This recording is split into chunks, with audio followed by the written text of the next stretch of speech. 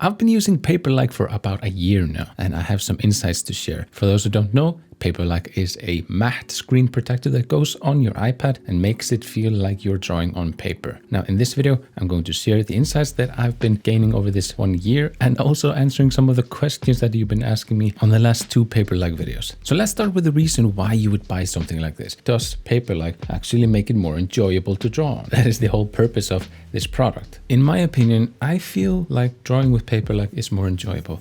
And it's a little bit difficult to put my finger on why exactly that is the case. But I think for me, I've been conditioned to draw on paper, and probably so have you, pretty much throughout our whole life. I mean, iPads didn't exist when I was young. So I think that's probably the best explanation that I can give of why it's enjoyable to draw on paper. Like, it's just that familiar feeling that you get while drawing on paper. Those years of conditioning, I think that really plays a role here. It's also the auditory feedback that you get when you draw on it. You can hear it right here. And just these combination of things make it more enjoyable, at least for me. I can't vouch that it'll do the same for you, but that is the case for me. And we're going to get into the questions and the insights that I've gained from using this product for about a year in just a few moments. But before I do, I want to mention that there is an affiliate link in the description for Paperlike. So if you're interested in buying Paperlike, then highly recommend checking out that affiliate link. It's going to directly help the channel out. Very, very much appreciate you following that. But now let's dive into the questions and insights. Question: will it scratch?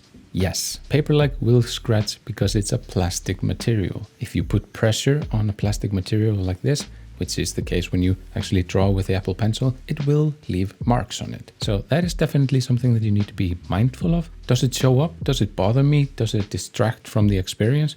If you turn up the brightness on your screen and you sit in a decently lit environment, don't really notice it. But under very specific circumstances, very specific lighting, you can see the scratches, and in those specific circumstances they might actually be very noticeable, but in most everyday situations I barely notice them. So I would take the feeling of drawing on paper over the con of seeing the scratches on the screen.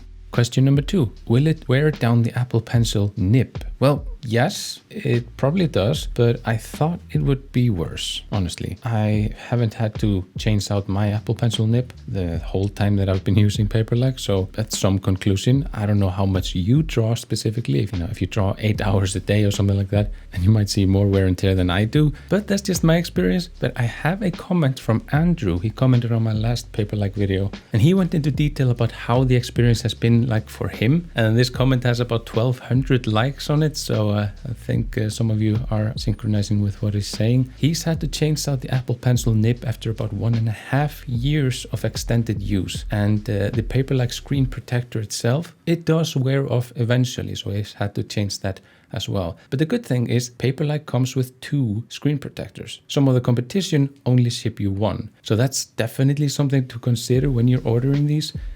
If you need to buy another one, you have to get another shipped to you. And as I've shown in a previous video, sometimes that can result in a lot of additional junk and styrofoam waste. So I can't stand behind that. So that's why I am advocating for Paperlike. I like the products. I like their customer experience. I like their support. I like the whole thing. Question 3, does it affect the colors of the screen? Well, yes, but bear with me.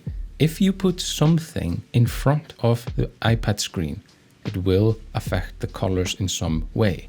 If you put something that is matte in front of an iPad screen, like a Paperlike screen protector, it will diffuse the colors somewhat. Now, I actually tested and compared the difference between 2 other alternative screen protectors that are supposed to do the same thing as Paperlike, and I did a whole bunch of tests on them. And what I found out was that Paperlike and the other 2 alternatives produce what is called color noise. But it's worth noting that Paperlike had the least amount of color noise, and the difference was actually very, very apparent compared to the cheapest alternative and Paperlike. It was just like night and day. I could not use the cheapest Paperlike alternative. It was just, I would probably say it's unusable. So yes, they do produce color noise, but Paperlike has the least amount, at least from the ones that I tested.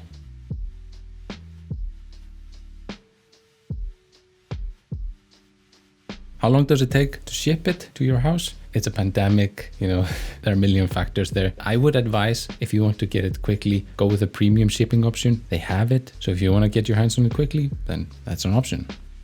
Do I use it all of the time? Well, like I said in the beginning, I've been using it on and off for about a year. I've taken it off. I've cut them in pieces with scissors in the sake of science. But what I would say is that having it off really makes me appreciate the beauty of the iPad screen. The colors are vivid. The brightness is intense. It's just a nice screen. And the less that I have between the screen and my eyes, the more I can appreciate that screen. But then when I start drawing on it, it just feels like I'm drawing on glass. And it's not that the pencil nib slips, if that makes sense. It's not that the pencil nib is slipping in my hand. It's more that my palm is sort of sticking to the glass. You know, if I'm drawing in long periods, sometimes I'm trying to do a large stroke across the screen, and I don't know if you hear it, like that happens way less when I have the Paperlike screen protector on. So that's something to consider, but it does affect the colors. So you have to sort of pick and choose here.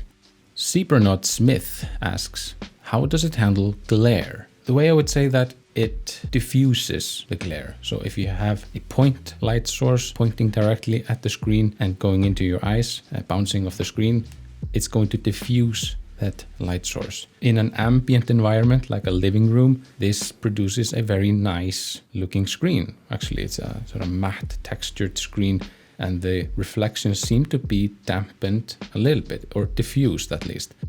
And reading all these comments, I see a lot of questions about the wallpaper. For some reason, people are asking me, hey, can you share the wallpaper that you used in the video? Yeah, sure. So in the description down below, you'll see a link to the wallpaper. If you're interested, you can go ahead and check that out. This is my recreation of the Icelandic flag. So in school, we were taught that the Icelandic flag is made out of the water, the ice, and the fire. So this was sort of my attempt to bring that all together in a graphic form. And yeah, so if you're interested, you can go ahead and check that out. I also have a bunch of PROCREATE brushes on the website, so you can go ahead and check those out. I'll be launching a texture brush pack very soon, so I'm very excited for that. You can go ahead and check everything on the website. Now that is going to do it for this video. I want to thank you all very much for watching. Don't forget to subscribe to the channel if you haven't already. Like this video, all that sort of stuff. You know what to do. See you in the next one. Take care. Bye-bye.